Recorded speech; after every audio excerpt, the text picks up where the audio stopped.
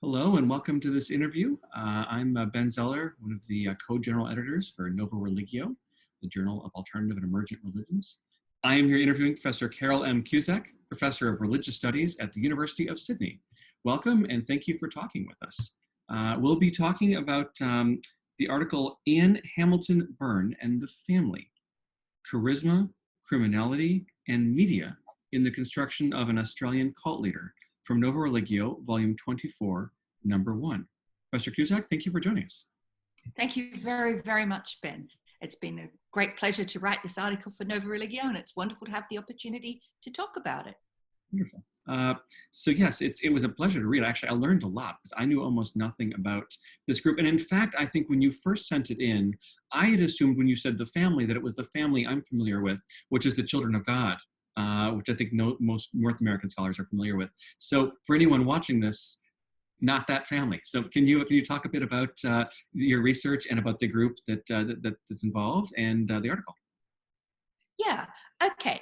When we study new religious movements in Australia, there are not many that actually are formed here with Australian leaders, and there's not very much research done generally on those groups. And so, for example, probably the two best known Australian so-called cult leaders are Anne Hamilton-Byrne, who led this group, the Family, which was also known as the Santa Canetan Park Association. Santa Canetan means abode of peace in Sanskrit. And there's a guy called Ken Dyers who ran a group called Kenja. He is also now deceased. He actually shot himself in the middle of legal accusations of sexual molestation of young women. But Kenja and the Family of Anne Hamilton-Byrne are probably the two best known Australian local homegrown new religious movements.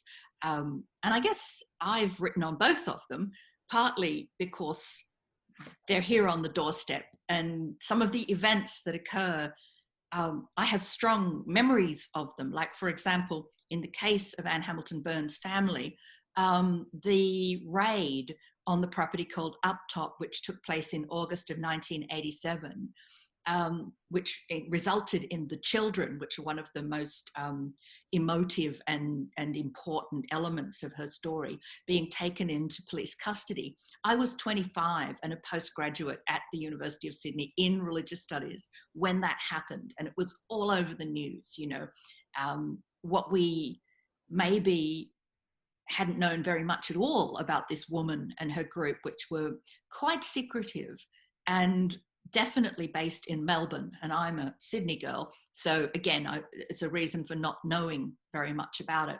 But when the children were taken into custody and it emerged that most of them had not been adopted through legal channels, but had perhaps been stolen or in certain ways fraudulently acquired by Anne Hamilton-Byrne and her husband, Bill Byrne, it became, a subject that really gripped the nation. So my memories of the family when I was a young person are quite strong, because they came into the news at that crucial point where I was already, kind of an experienced student in studies in religion, and I was working on but I didn't think about writing anything about them till quite a lot later, partly because one of the things that you seek when you're working on a new group or a group that's not covered very much is documents that are like primary to the research. And at the moment, still, most of the primary documentation for the family is not public. It's not able to be accessed. I mean, you could attempt to use the Freedom of Information law, but it would be long and frustrating and you might not get anything anyway. So I had to wait until there was like a build-up of material sufficient enough to even write an article. Do I recall correctly, you're actually trained as a medievalist? So you sort of paper trail, which obviously is lacking in this case. Yeah, absolutely. And I was working on a medieval PhD when the Uptop raid happened. So it wasn't like I was instantly going to do anything about it. But we had in our department, we still do, I'm very fortunate to have had a mentor in Professor Gary Tromp, who's 80 this year, who's spent a lot of time collecting, just news clippings and magazines and bits and pieces about religions in Australia. And every time something happened in the new religion field, he'd usually convene a sort of lunchtime seminar in which people would come and he'd say, well, what do we know about this? And how can we talk about this? I can remember he did that when the Heaven's Gate suicides were discovered, for example. And so even though I don't think we had a public event about the Uptop raid and the family, we certainly had some discussions in the research seminar, which met weekly at that time, about, things that were happening on our own doorstep. So this is a topic in some ways you've been thinking about for about 30 years, I suppose. I mean, in collecting materials and... Do you know, it works like that. What I did was eventually, I thought about how I could put together material just to test the water, to see if you could write something that a journal like Nova Religio would publish, because, academic research has certain kinds of standards and you've got to do a lot of things, and you have to have a certain kind of material. So what I did effectively were 2 dry runs. I wrote a profile on the family for the World Religions and Spirituality Project, which David Bromley overseas. And that's really easy because they don't require an argument. You don't need a methodology. You just need to be able to establish the facts. And it's also helpful because one of the parts of writing those profiles is preparing a timeline. And so you can get all the dates lined up and you get the personalities and the people who are involved, and, and it sort of starts looking good. And then I wrote a chapter for a Festschrift for one of my colleagues from the English department at the University of Sydney, Barry Spur. And because he was a literary scholar, what I wrote it on was the novels of an Australian novelist called Carole Cusack, and she writes really quite horrible, I was going to say Gothic, but people now associate Gothic with kind of romantic, sort of smouldering velvet bustiers. She writes gruesome Gothic novels, and a lot of them are fueled by religion. And she wrote a thing called the Mandala Trilogy, and the first one is about a demented psychiatrist who causes a lot of his patients in a private clinic in Melbourne to die through experimental treatments at a time when there wasn't much regulation, the 50s and the 60s. The second volume is called Red Shoes, and it was published in 1998. And it's actually a fictionalized account of the life of Anne Hamilton-Byrne, which actually I didn't know when I first read it, even though, you need to put your pieces together.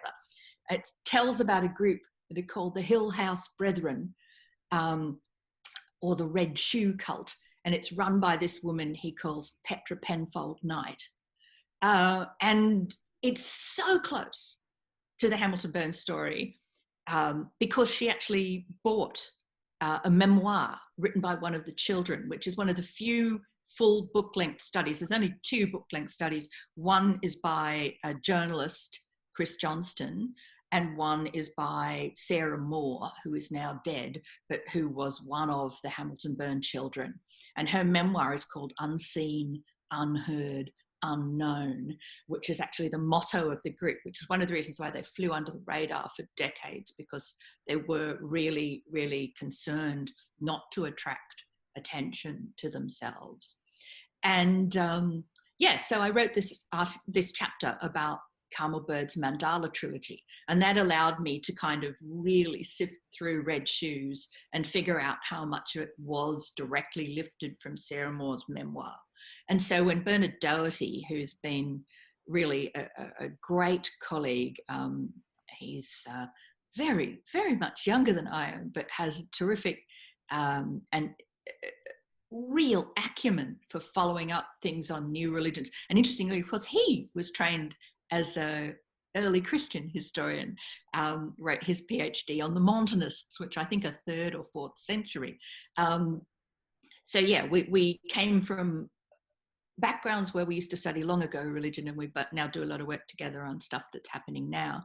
Well, he had this idea that we should try to put together this Nova Religio issue. And I mean, initially it would have had more contributors. It's a great pity that it some people dropped out because there are other groups that we could still say quite a lot about. But I know that my colleague and good friend, Angela Coco, who's also a contributor, who's writing on Serge Ben-Hamon's movement, Universal Medicine, which has changed its name a couple of times. She's been interviewed also by Kathy Bessinger, one of the Nova Religio editors. So we're really pleased to have Australia kind of taking centre stage, because I think it doesn't often. And so by the time Bernard said, well, I'm doing this issue, and do you think you could actually write something that was like a robust article with some sort of angle, there was enough material. I mean, I'd still say there's not a lot, but there was enough to put together something that would be solid enough to make it into the issue. It's a great article. I really learned a lot from reading it. Oh, thank you very much. Can you, for those who haven't read it yet, can you tell us a bit about what Anne Hamilton-Byrne was like? I mean, who was she as a person and as a religious leader? She was born in December 1921 in a very small town in Victoria called Sale. Her name was Evelyn Edwards at birth. She grew up in an extremely troubled family. Her mother, Florence Hoyle Edwards, was clearly severely mentally ill, as far as we can tell from publicly available records. And there were a number of children. It was a big family. It happens a lot. The father was a veteran from World War I. And of course, we now think about trauma suffered by soldiers, but of course, back then it wasn't a big issue.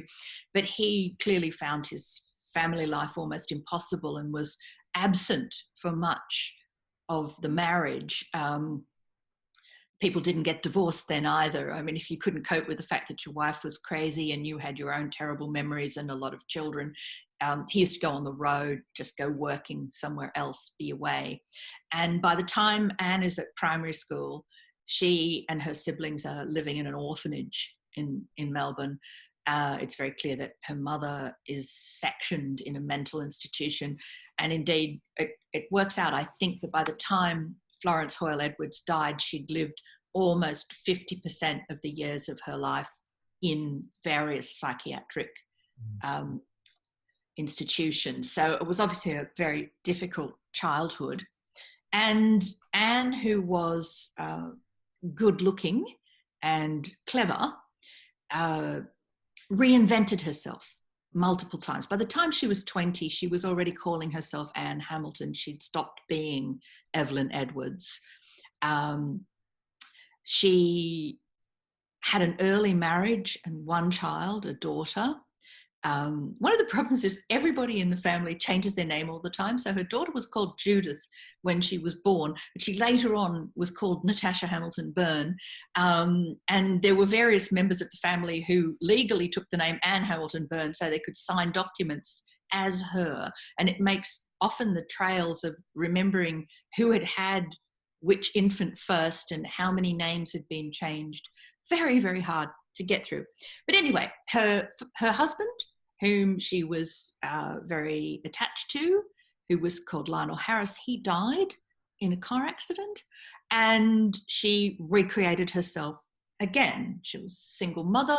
She recreated herself as a yoga teacher in Melbourne in the late 1950s, which was about the time when there was a little bit of spiritual experimentation, not a lot.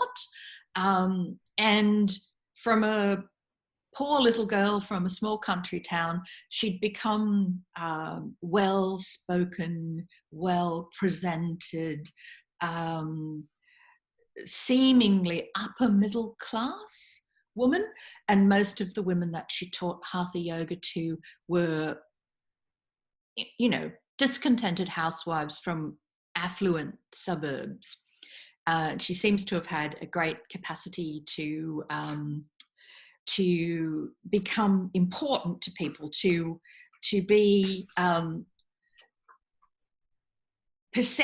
people perceived her as wise, knowledgeable. This is before she's even positioning herself really as a group leader. People wanted to confide in her and tell her their troubles and that sort of thing. And eventually, that really paid off, because when she was in her early 40s, in 1962, she would have been 41. She met the person who was to become, as she put it, her John the Baptist, and who was going to co-found this group. He was a guy called Rayner Johnson. And he's an interesting character, actually, for religious studies people to think about, because he'd started off as a mainstream scientist in England, had excellent degrees from good universities. He was a physicist, and he'd come out to the colonies to take over like the role of the master of Queen's College at the University of Melbourne. And Australian universities, especially the old ones like Melbourne and Sydney, they look like English universities. They've got sandstone quadrangles and neo-Gothic architecture and fancy colleges that have masters and ritual. I mean, we basically, I think, from the period of the founding of the universities in like the 1860s and the 1870s, the colonials were aping the British system, like trying to imagine. I mean, when I was young, I imagined walking in the quadrangle at Sydney that it was like being at Oxford. Of course, I learned later on it wasn't really at all. But so that's kind of the atmosphere. And she is introduced to him actually by means of subterfuge, but Rayner didn't understand that. By the time he'd come over to Australia, he'd got interested in spiritualism and Eastern spiritualities, particularly Hindu ideas, and he'd moved away from mainstream physics and started writing sort of paranormal books, some of which were quite well thought of and sold reasonably well. Anyway, the reason Anne met him was because she was at that time dating his gardener, whom she actually married very briefly in 1966. And she got ushered into this family gathering in very late December, just before Christmas. And she told Rayner Johnson that she intuited that he and his wife were going to go to India, and she had to warn them that there was great peril ahead and that they would return early. And of course, they returned early because she knew they were going to India because her boyfriend told her so. They returned early because Rayner's wife got dysentery. That's really not uncommon in India, is it? But when he came back in early 1963, he'd already become convinced that Anne had these penetrating spiritual powers. And what happened was that he and his wife and their daughter and a few others were initiated by her around about April of 1963 and became the first members of what later became called the family, or the Santa Canetan Park Association.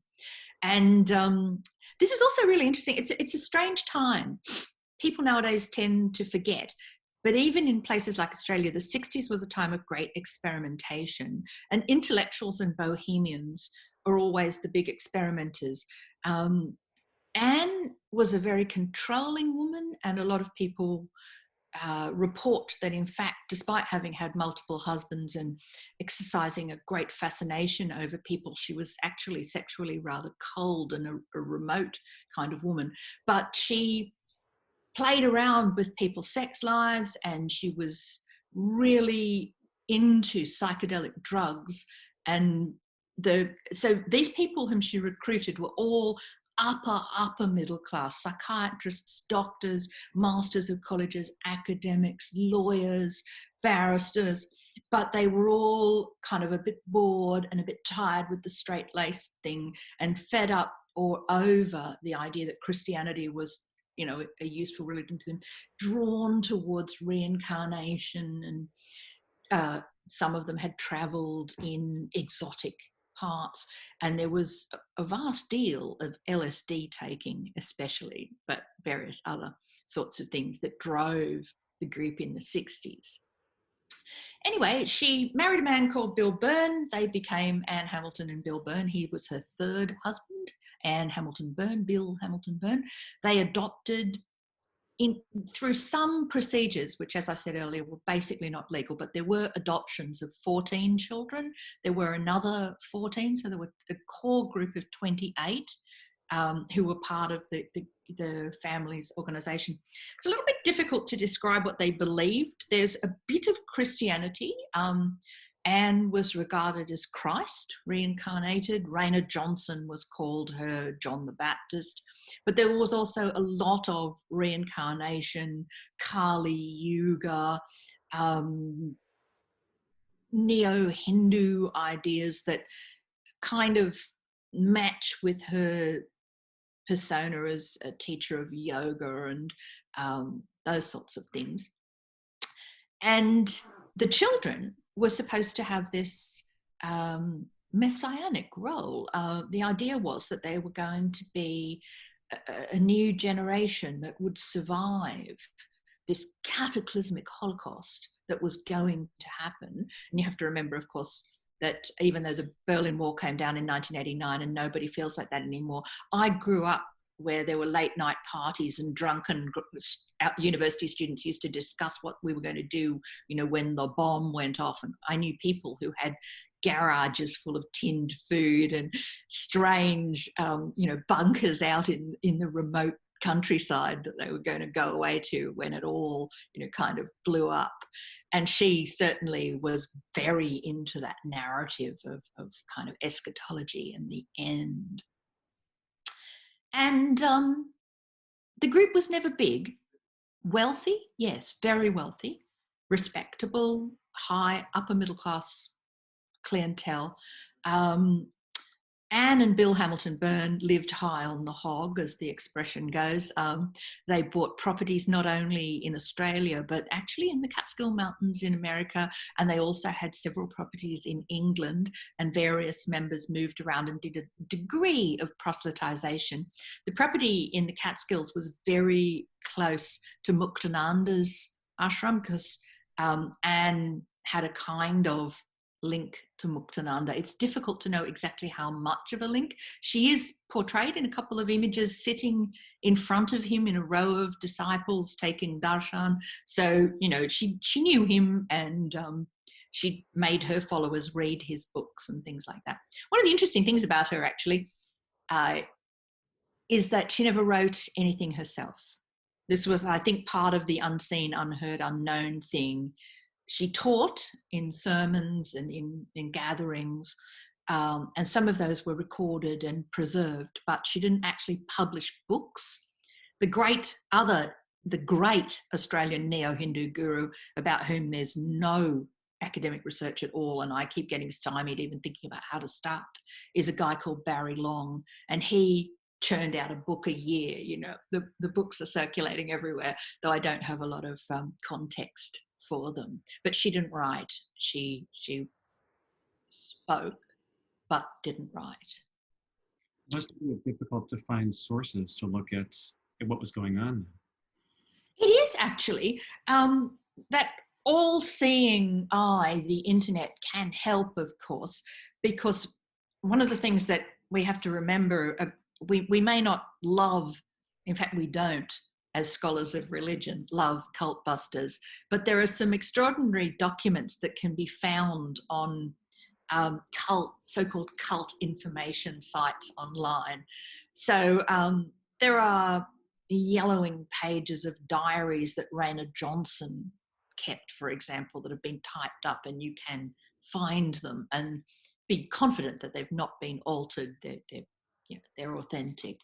I was also lucky that actually a friend who lives in Melbourne and who taught at Deakin University and Melbourne University, who's a little older than Gary Tromp, but has been a friend of his since student days, Ian Weeks, actually was at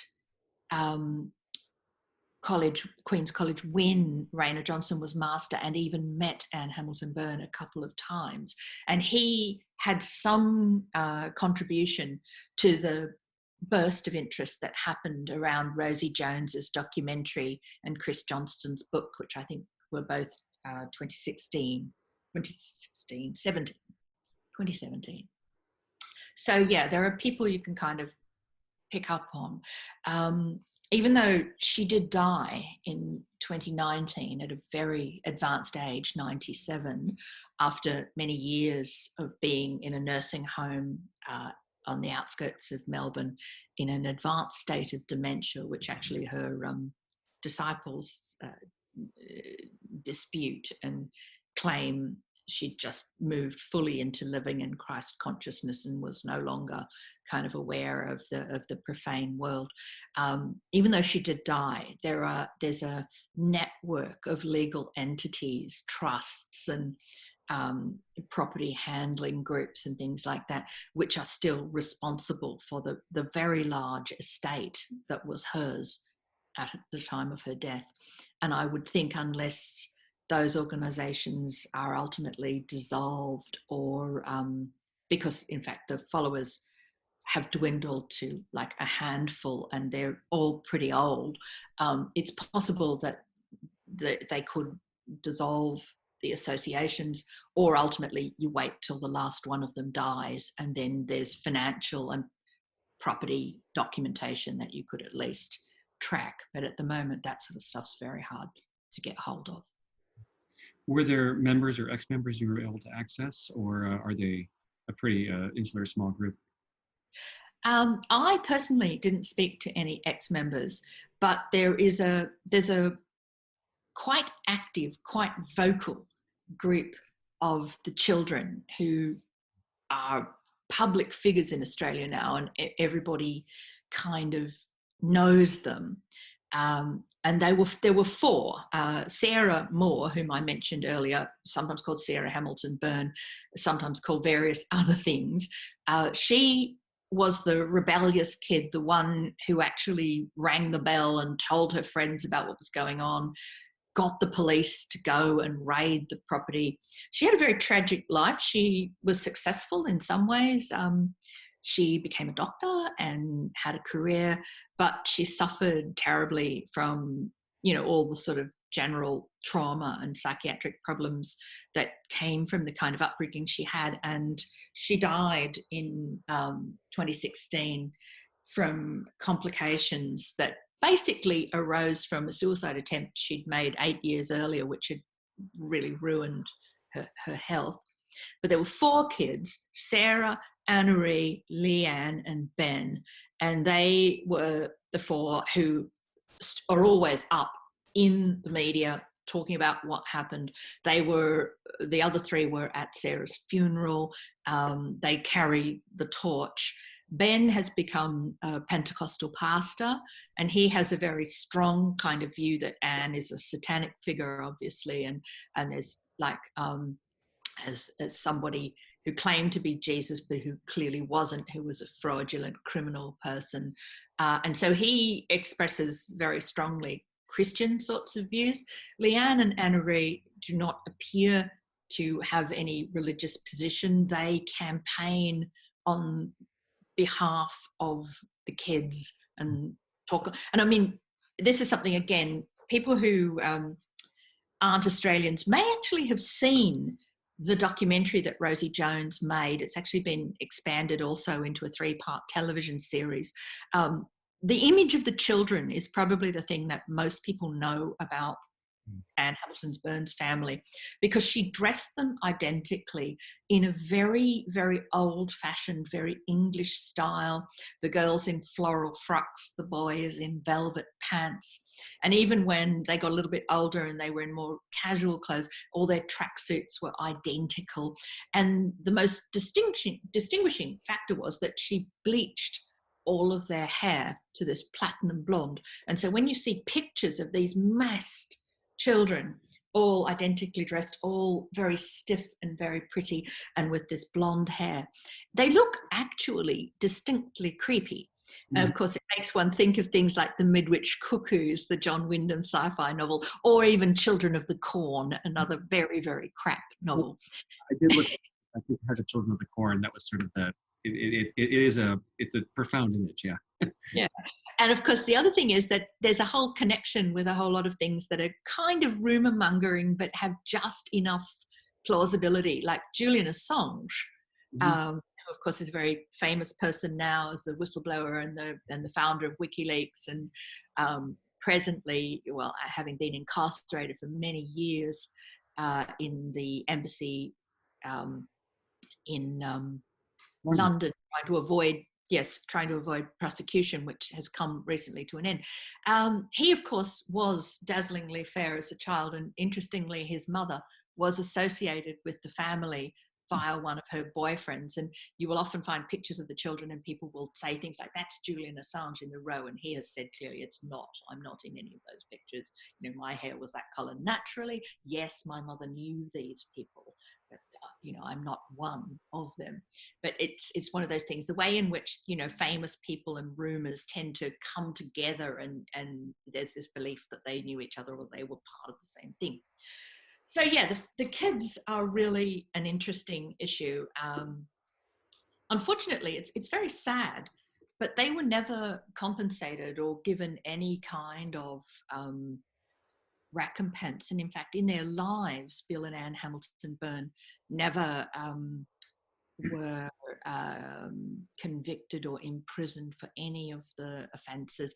I think the thing was, when they were finally apprehended in America, they were both 73 and not in very good health. And they got off with fines, I think about 5,000 Australian dollars each, which at the time was a considerable sum of money, but it didn't extend anywhere towards, and one of the problems was that the so-called crimes, some of which I think are undoubtedly crimes and some of which are decidedly dubious practices that would potentially be illegal, there was no way that you could actually prosecute them in the actual place where they'd been committed. So there were problems that took place in New Zealand, and in America and in the UK, but Anne Hamilton-Byrne and Bill Byrne were tried in Australia, and you can't actually try a person for offences that they did in a different country. And so it became difficult, and nothing kind of came of it. And I guess one of the reasons I decided that I would name my paper Charisma, Criminality in the Media as the subtitle was because Anne was undoubtedly charismatic. I mean, we have a lot of discussions about what does charisma mean, and there are many so-called charismatic leaders. We look at film of them now and we think, my goodness, really? You know, people found that interesting or attractive? No. But in Rosie Jones's documentary, there are a number of people. And one of the interesting things, of course, is that she used women primarily as her instruments to look after the children. They were called the aunties. And quite a lot of the women followers, you know, she broke up marriages and paired people with other people and stuff like that. And so, as I say, it doesn't sound a lot like free love, but there certainly was a deal of sexual variety and change and stuff like that. And some of the women say things like, well, you know, she was so glamorous and all the men were in love with her, and, you know, she could have told them to do anything.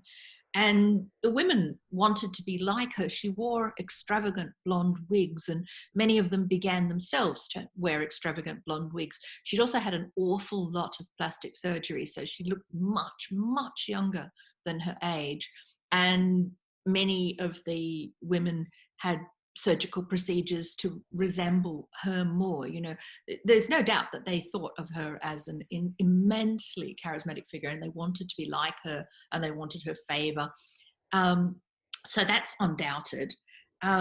Criminality, well, there definitely were crimes committed. And I think that's one of the really interesting things about, you know, studying new religious movements, or indeed any kind of religion.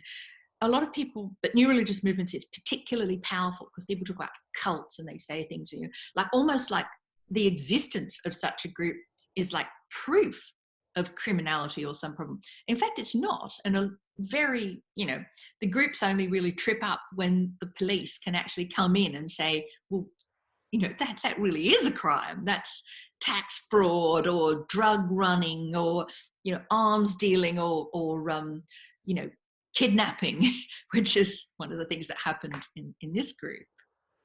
And then, of course, I wanted media in the mix because there isn't really any academic work on her at all, but there's a lot of short media articles. There are a number of journalists who had followed the Hamilton-Byrne family for years. Mari Moore is the best known one, and she was instrumental in so many things. She gave some of the kids a home. Sarah Moore lived with her after leaving. She was an amazing woman.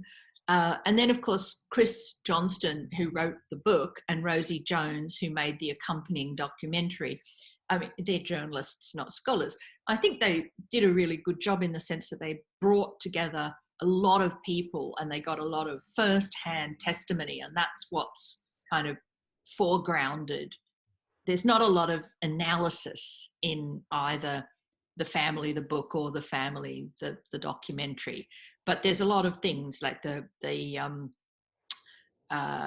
investigating detectives talk about, their own feelings about it. Legal counsels talk about, why there was no recompense given to the kids. Mari Moore is interviewed and she talks about how, she felt an immense sense of responsibility towards the kids, and that's why she pursued the story for years. Ex-members talk about how, charismatic she was and how they were led to do things maybe that they wouldn't have otherwise done. And we, of course, think about that and think, well, that's one of the arguments that's made, isn't it, about cults and charismatic leaders. I didn't really do it out of my own free will. I did it because I was so, entranced by this charismatic woman. And I think the reason that those were good lenses to look at, it's not just because most of the material was there, but it was because you could track something that you track in the studies of NERM leaders all over the world, a kind of demonization. Anne is referred to in very hostile terms by a very large number of figures, and it's largely because she's seen as a kind of horrendous, hideous perversion of motherhood. This idea that she wanted to have all of these children whom she told were her own biological children. And the children were undoubtedly ill-treated. I mean, when they were taken into custody, many of them were malnourished. They hadn't grown appropriately. One kid, I think, grew 12 centimeters in a year once being released and actually fed properly. So there's a whole lot of stuff going on. Everybody recoils from tales in the media about ill treatment of children.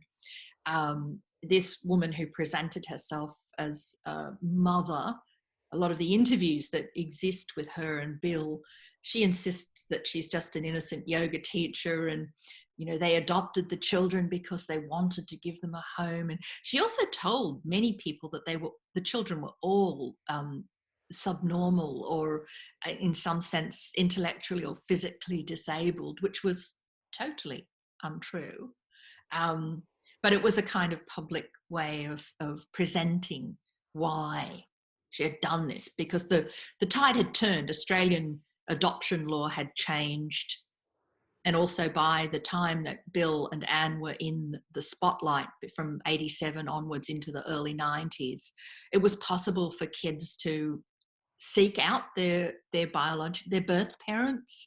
And, these were things that were kind of opening all of this story up. There's a social background, political background as well. I find the gender angle fascinating in terms of how the media responded and framed her. That it wasn't just that she was a bad cult leader, but a bad mother. But as a woman, as a female leader, as you know, there's relatively fewer female leaders of NERMs. So, but the way in which that particularly her gender became an area where the media response was so stringent. Yeah, look, it's interesting. Australia's a funny place like that. Those of you out of our country who follow any of the politics will know that we've had only one female Prime Minister, Julia Gillard, a Labour Party leader, who was treated. I find it still incredibly difficult even to believe that this is within the last decade, treated with just abuse, the sorts of things that were said about her, launched at her, would never have been said about a man. And of course, the thing is, and it's probably unfair, the thing that she is most famous for is her misogyny speech in Parliament, which is very well known and quite a viral sensation on YouTube. And she should not have had to make that speech, but she did. And I think it's an interesting thing. Australia is often presented as a relatively relaxed and relatively egalitarian sort of society. And in a lot of ways, we are. But there's a really, really vicious strand of misogynistic thinking that is found, especially in for anyone who's subjected to media scrutiny. That really came out. So was there anything that really surprised you in this research? As you said towards the beginning of our conversation, you had spent, well, it must be over 3 decades sort of looking at the group. Was there anything that sort of popped out as you were writing it, something new that that you hadn't expected? You know, probably not. I guess the things that I had been less aware of was the extent to which the group had spread beyond Australia, and New Zealand, America, and England were the 3 places that were of interest there. I also was honestly not aware of how much Anne Hamilton-Byrne's estate amounted to in dollar terms, you know. Even though many of the buildings, some of the buildings that were purpose-built, like Santa Canetan Lodge, which was where she gave her sermons, they're not ruins because they're beautifully built by architects and designed beautifully, and so, but they're abandoned and just, you know, empty, not used, which is interesting too. So there was a lot more money than I thought there was. There was a far greater reach for a relatively small group than I thought there was. And I suppose there was a small amount of amazement that a lot of the more scandalous things that I had kind of filed in my head as potentially probably not true were true. Fascinating. Anything else you want to add? I really enjoyed doing this research, but I sort of feel like until there are primary documents available, there's not really a lot further that one can go with Anne Hamilton-Byrne. I'm certainly interested in, for myself, pursuing definitely a more critical kind of article on Ken Dyers, because I have written a profile for the WRSP, and I've also written a chapter in which Dyers is just 1/3 of the material. So basically I'm at the point that I was before I wrote this article for Nova Religio on Anne with Ken. I've done the timelines and I've got the kind of literary context. And now it's just like thinking, well, what's the frame and how would you do it? And as I mentioned earlier, probably the greatest of the Australian neo-Hindu leaders, Barry Long, is completely and utterly unstudied, and I'd like to do something with him before I end up shuffling off this mortal coil. A lot of future research projects here. We look forward to hopefully publishing some of them in Nova Religio. I'd love to. It's been great. I think I've published 3 articles with you so far, and I really enjoy it. It's always a great process, and I think that the editors are really good at giving constructive feedback that helps produce stronger and better research. Thank you very much. This was a great special issue. I think that we all credit to our contributors, but it's I know we have, I think, the series of 3 interviews. So those watching this on YouTube, click down and you can hear the other interviews as well. But it's a great special issue, and the links are all down here on YouTube too. So, well, thank you so much for speaking with us, Professor Carole Cusack. The name of the article again is Anne Hamilton-Byrne and the Family, Charisma, Criminality, and Media in the Construction of an Australian Cult Leader, and it's in volume 24, number 1. If you're watching this on YouTube, then you can click down and there'll be a link directly to it. So thank you so much. Thank you, Ben.